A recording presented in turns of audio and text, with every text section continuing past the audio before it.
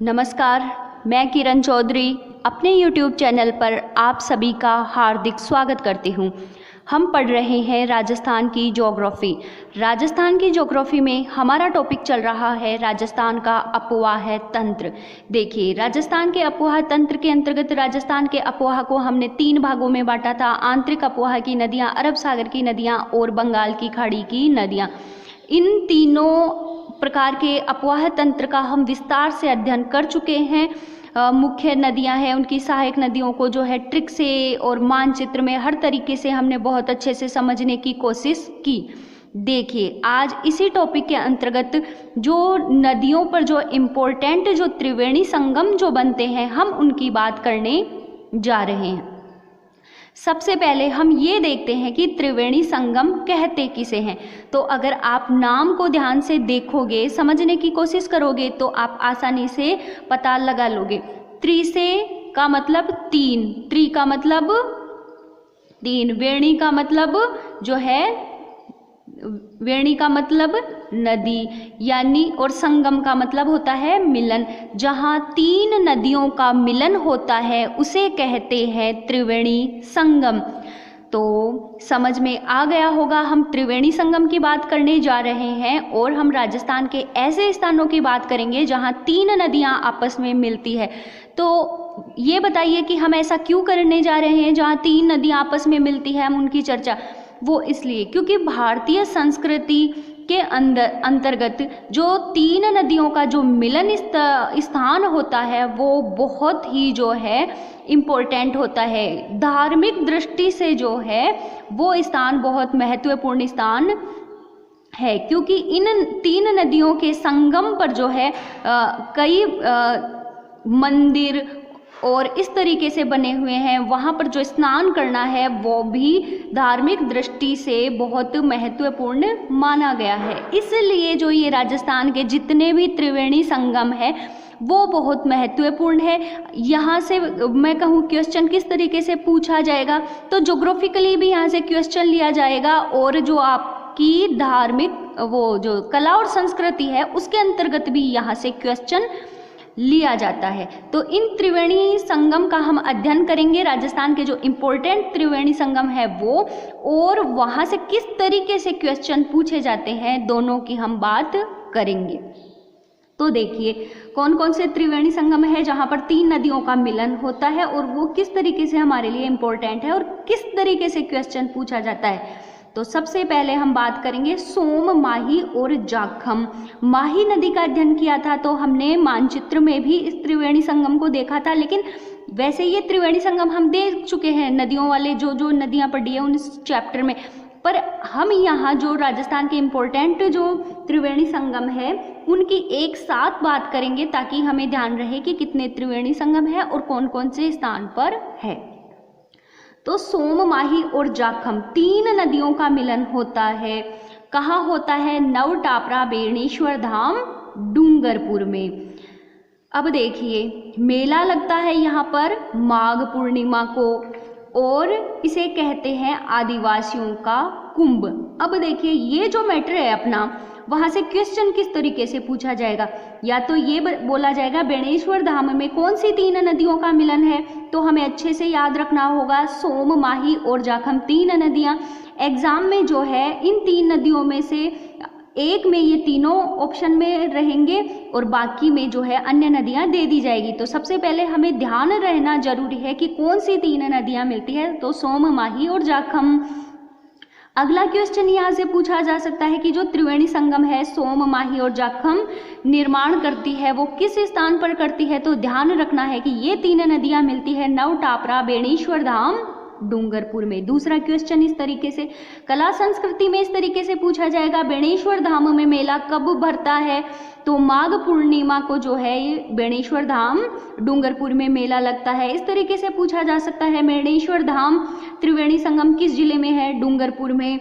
जो अगला क्वेश्चन पूछा जा सकता है कि आदिवासियों का कुंभ किस त्रिवेणी संगम को कहते हैं, तो बेणेश्वर धाम को कहते हैं। इस तरीके से देखिए 5 से 7 क्वेश्चन अलग अलग तरीके से इन 3 ही लाइनों में से घुमा के पूछे जा सकते हैं। तो आपको समझ में आ गया होगा कि त्रिवेणी संगम से क्वेश्चन किस तरीके से पूछा जा सकता है।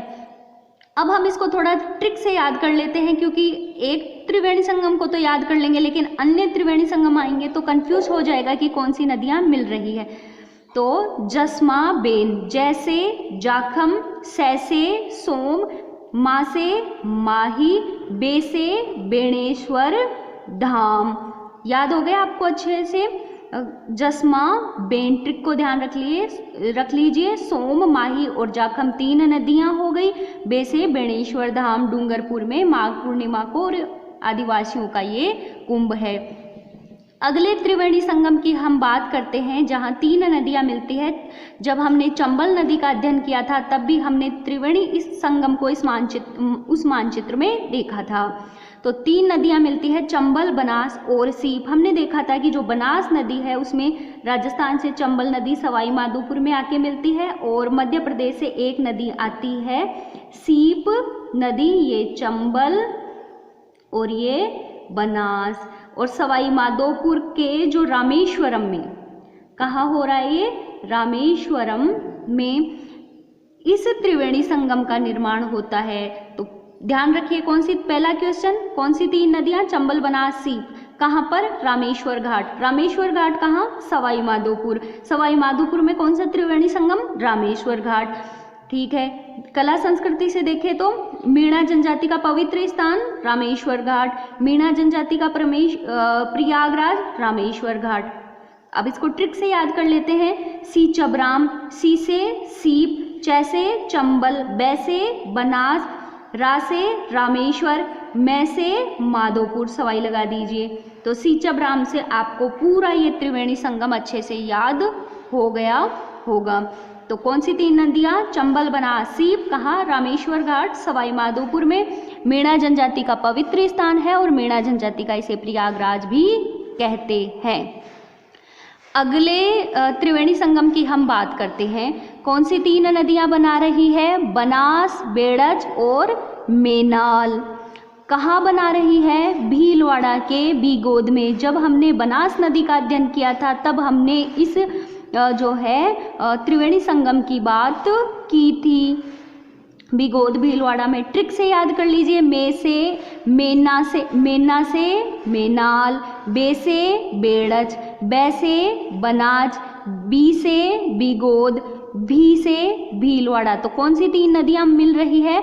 बनास, बेड़ज और मेनाल। कहाँ मिल रही है? बीगोद भीलवाड़ा में। ठीक है, इससे इतना ही जो है क्वेश्चन बनता है। अगले त्रिवेणी संगम की हम बात करते हैं। 3 नदियां जहां मिल रही है, कौन सी 3 नदियां? बनास, डाई और खारी। ये 3 नदियां मिल रही है, बनास, डाई और खारी। कहाँ मिलती है ये? राजमहल टोंक में मिलती है। बनास, डाई, खारी कहाँ मिलती है? राजमहल टोंक में।